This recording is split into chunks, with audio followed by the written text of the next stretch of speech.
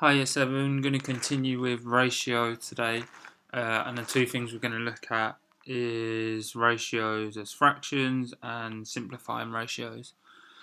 So subtitle, so make sure you get your title in first of all. Subtitle, ratios expressed as fractions. So I'm just going to do a quick example for you. If we have the ratio 3 to 5, that means there's 3 of something compared to 5 of something else. Let's say it's purple and white blocks or counters, whatever. So to express this as a fraction, if I wanted to say, well, what fraction of the counters are purple, then I could, I'll draw the diagram first. So we can draw a diagram to help us. If I draw 3 purple counters, or equally I could have drawn blocks, and then 5 white counters, 1, 2, 3, 4, 5, or equally could have drawn blocks. Then I can see that the fraction of purple counters is, well, there's 3 of them out of a total of 1, 2, 3, 4, 5, 6, 7, 8. So in total, there's 8 counters, a bit like when we did probability. We were counting the total number of outcomes, or in this case, the total counters or blocks. So our fraction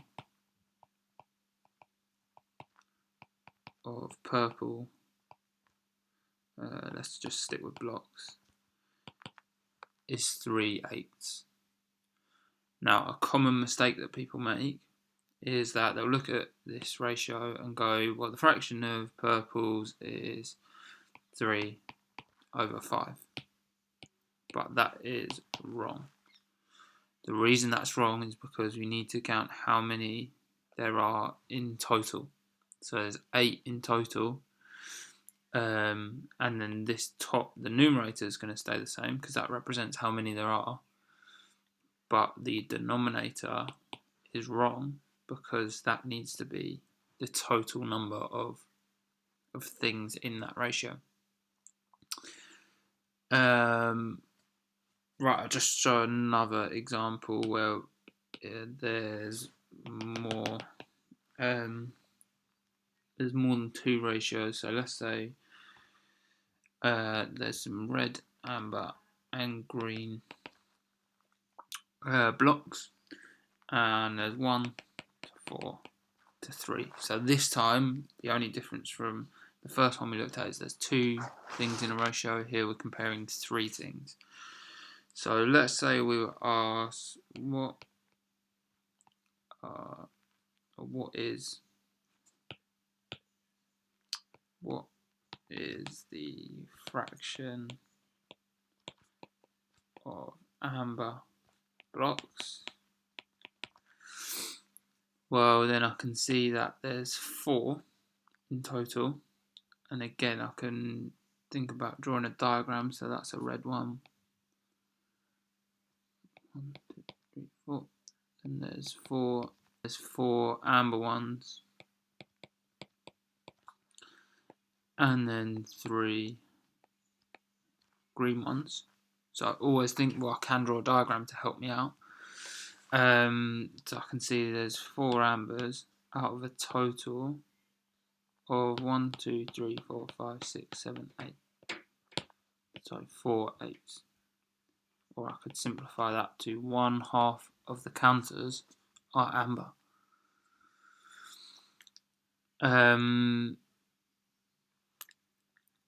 Now, let's say that the ratio was a bit harder. So let's say it was 10 to 40 to 30. Well, I wouldn't really want to draw out a diagram for this. So let's think about the skills we need to be able to do it without drawing a diagram. If it's small, then feel free to draw a diagram. If it's 1, 4, 3 or some small numbers, feel free to draw it. But I don't want to sit there drawing out 10 blocks because it's gonna take me ages, isn't it? So if I was asked for the, let's say I was asked for the fraction of green blocks, well, I know that this will be my numerator because there's 30 of them out of a total of 10 and 40 is 50, add another 30 is 80. So my fraction would be 30 out of 80, or 3/8. I can simplify that too because I've just divided the top by 10 and divided the bottom by 10. Okay, just some questions on that then, ratios and fractions. So first of all, what is the same and what is different when we look at a ratio and a fraction? See if you can answer that question, and then see if you can answer question 2 here as well, the match each statement one. So have a go at those questions, pause the video, and then I'll go through them now. So what's the same and what's different when we look at a ratio and a fraction? Well, we saw before that the numerator, can I write on this?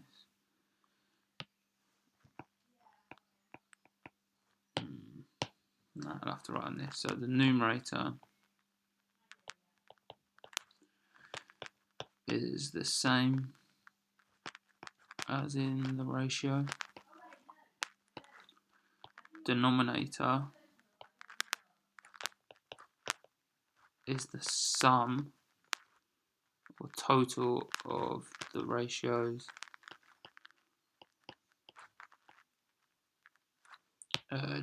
The sum of the ratios. I don't need to put added together because sum means adding them together. So for example, if I have 1 to 5 and I ask what this bit was as a fraction, then I know the numerator stays the same, but the denominator is the sum of these two things, so it would be 1/6. Remember, the common mistake people make is they think, okay, so this must be 1/5 because they compare it to this other number here, but we know that's not right because we need to add the parts of the ratio together. Right, next question. Match each statement to the bar model. So when I was drawing cubes before, they can also be called a bar model. Some of you might have come across this in primary school.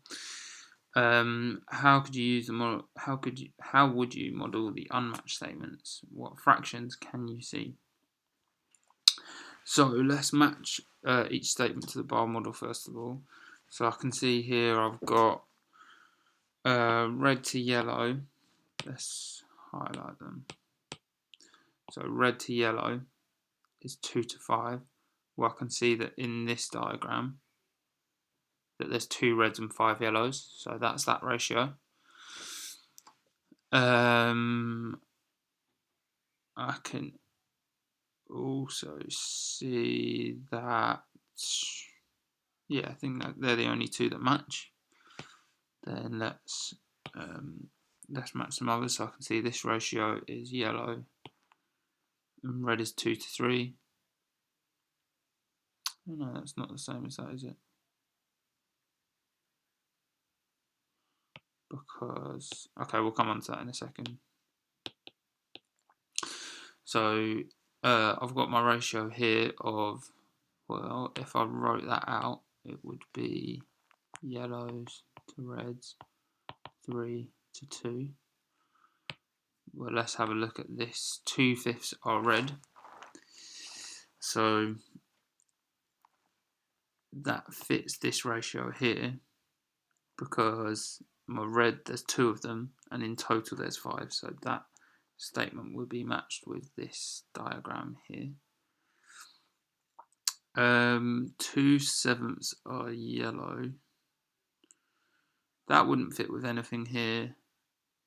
And yellow to red 2 to 3 is like this one here, but like in reverse because there's, instead of being 2 reds, there's 2 yellows. How would you model the unmatched statements? Well, you can just draw a diagram. 2 yellow blocks, 3 reds. 2/7 are yellow, so that means that there's 2 yellows. How many must be red? Well, 5, because then in total there's 7 blocks, and 2 of them are yellow. Right, next question.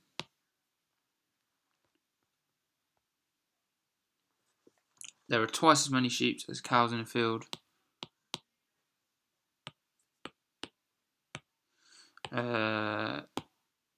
What fraction of the animals in the field are sheep? So if there's twice as many sheep as cows, then we can write a ratio of sheep to cows. Twice as many sheep as there are cows. So that means that if there was 1 cow, there'd be 2 sheep. So what fraction of the animals in the field are sheep? Well, it must be 2, because remember that numerator is the same as this number. Add them all together, 2 out of 3. If there were 3 times as many sheep as cows, I keep getting that plural wrong. What fraction of the animals are cows?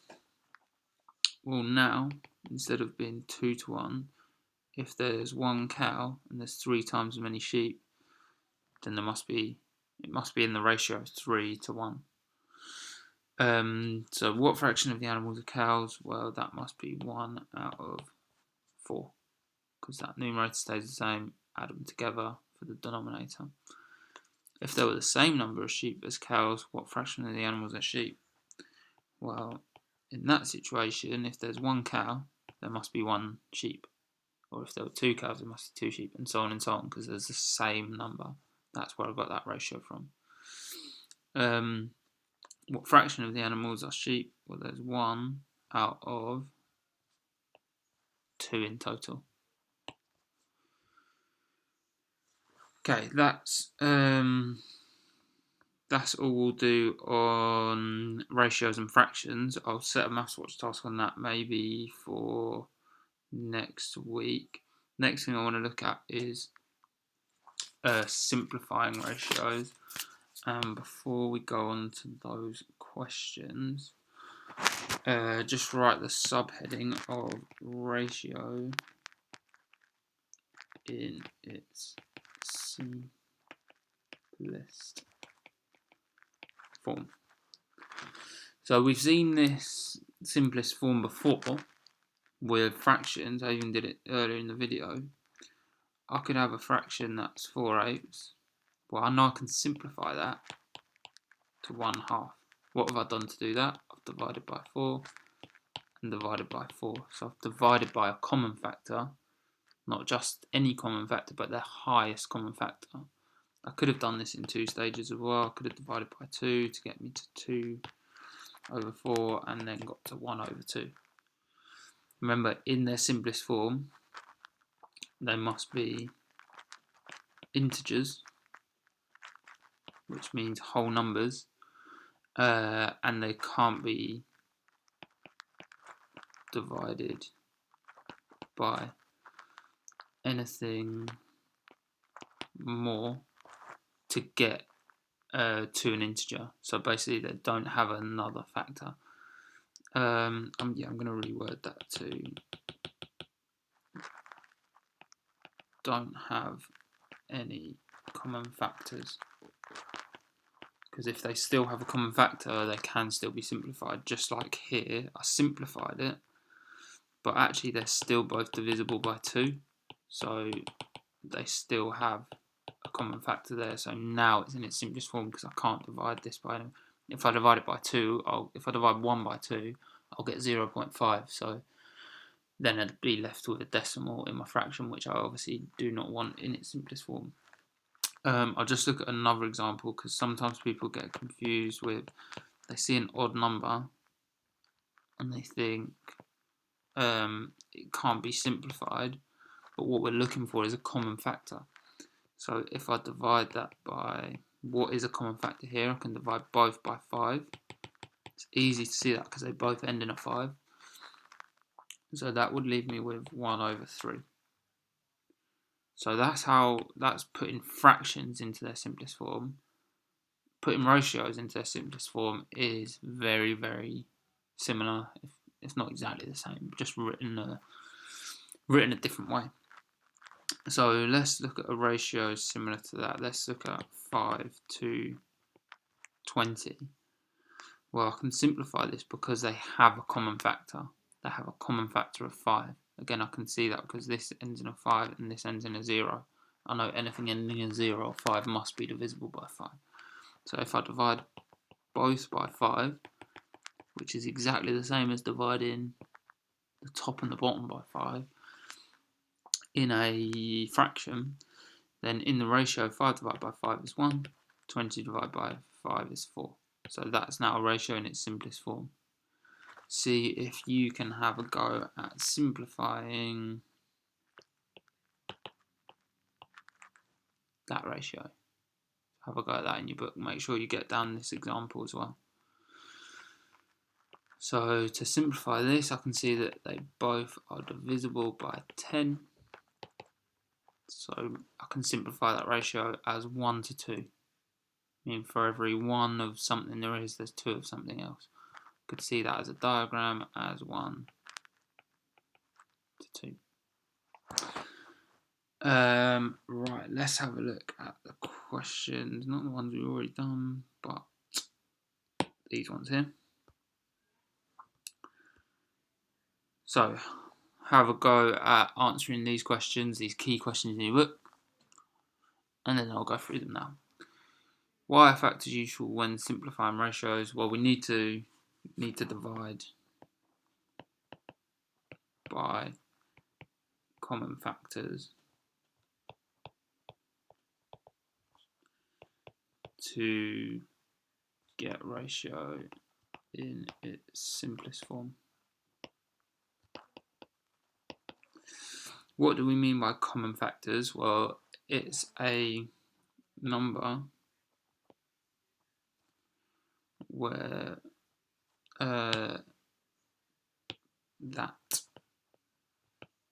we can divide both numbers in the ratio by